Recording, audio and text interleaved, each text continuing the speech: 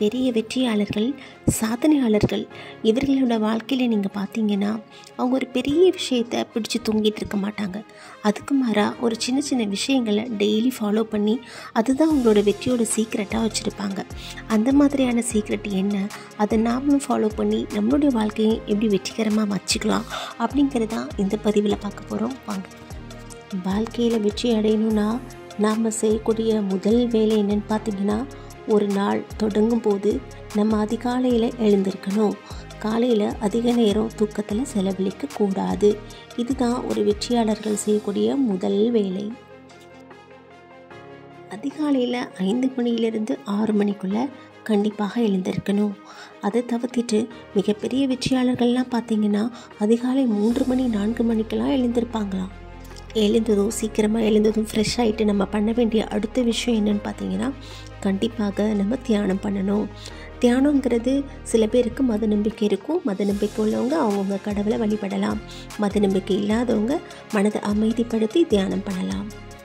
இப்படி ப்ரேயரோ அல்லது தியானமோ பண்ணும்போது நமக்குள்ளே உள்ள தன்னம்பிக்கையை, அன்றைக்கான நம்பிக்கையை நமக்கு அந்த நாள் நமக்கு தரும். நாம் காலையில் எழுந்தவொன்னே என்ன பண்ணுறோம், ஃபோனை எடுத்து வாட்ச் பண்ணுறோம். ஒரு ஆப்லேயும், அதாவது இன்ஸ்டாகிராம், வாட்ஸ்அப், ஃபேஸ்புக் இந்த மாதிரி ஆப்பில் போய்ட்டு நமக்கு வந்திருக்கான மெசேஜ், ரீல்ஸ் இதெல்லாம் பார்த்து காலையிலேயே நம்ம நிறைய நேரத்தை வீணடிக்கிறோம். ஆனால் இந்த உலகத்தில் சாதனை படித்தவங்க, சாதித்தவங்க, வெற்றி அடைஞ்சவங்க அவங்க இந்த சோஷியல் மீடியாவுக்கு கொடுக்குற மதிப்பு ரொம்ப ரொம்ப கம்மி. அவங்க அதுக்கு மதிப்பு கொடுக்கறதே இல்லை. அவங்க அதுக்கு நேரம் கொடுக்கறதும் இல்லை.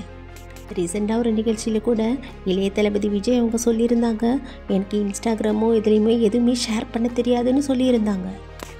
மொபைல் ஃபோனில் தேவையானதை மட்டும் பார்ப்போம், தேவையில்லாத நேரத்தை அதில் செலவழிக்கிறத நாம் தவிர்ப்போம். நம்பர் 3, குளிர்ந்த நீரில் குளிப்பது. குளிர்ந்த நீரில் குளிக்கிறதுனால ஒரு நாள் ஃபுல்லும் நம்ம சுறுசுறுப்பாக இருக்கிறதுக்கான முதல் வேலையை அது செய்யுது. வெதுவெதுப்பான தண்ணியில் குளிச்சுட்டு சாப்பிட்ட உடனே நமக்கு ஒரு சோம்பேறித்தனம் நம்ம உடம்புல ஒட்டிக்கும். அதனால் சுடுநீர்லேயோ வெதுவெதுப்பான நீர்லேயோ குளிக்கிறத தவிர்ப்பது நல்லது. காலையில் வரக்கூடிய சோம்பேறித்தனத்தை தவிர்ப்பதுக்கு பச்சை நீரில், அதாவது குளிர்ந்த நீரில் குளித்து பாருங்கள். அந்த நாள் ஃபுல்லும் நமக்கு சுறுசுறுப்பாக இருக்கும். நம்ம தாத்தா பாட்டி கூட குளிர்ந்த நீரில் தான் குளித்தாங்க. இந்த 3 விஷயங்களை ஃபாலோ பண்ணாலே ஒரு நாளை முழுசாக நம்ம சுறுசுறுப்பாக வெற்றிகரமாக ஆக்கிக்க முடியும்.